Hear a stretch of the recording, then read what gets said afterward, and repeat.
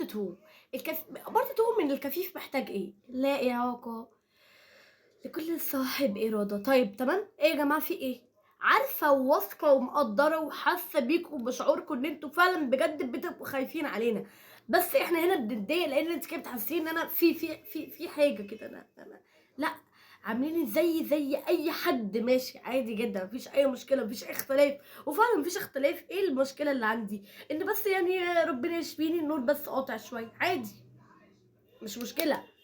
طيب إيه بقى دعم نفسي اللي هو إيه مثلًا وأنا ماشية مثلًا حبيبتي لأ، بلاش وأنا ماشية أقول لها ربنا يشفيكِ وربنا ينورها لِك أو مثلًا أقول لهم يا مالها يا حبيبتي عينِك، يا عيني بقى ويا قلبي ويا كبدي مالها عينِك يا حبيبتي، مالها يا ماما عينِك، عينِك فيكِ وتمام متفل و10 مليون، مالها عينِك، بلاش كلمة يا مالها عينِك.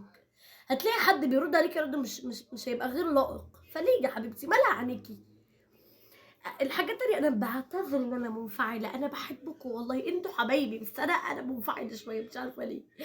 المهم طيب محتاج الدعم النفسي والدعم المعنوي.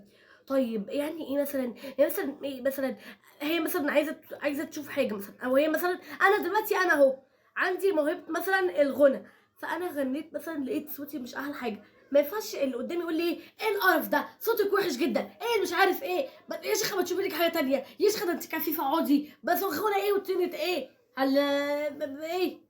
لأ، لأ. حلو تصدّقي موهبة الغُنى، بس باقول لِك إيه، أجيبها لِك بشياكة، أجيبها لها بشياكة. بصراحة أنتِ صوتِك حلو جدًا، وأنا شايفة إن صوتِك مثلًا خسارة فيه ومش عارف إيه الغُنى. طَب إيه رأيِك مثلًا لمّا تشوفي جواكِ عندِك موهبة إيه، تشوفي تسمعيها هي عندها موهبة إيه؟ ده بالنسبة لها إحنا محتاجين كده جدًا، محتاجين حد ياخد باله مننا.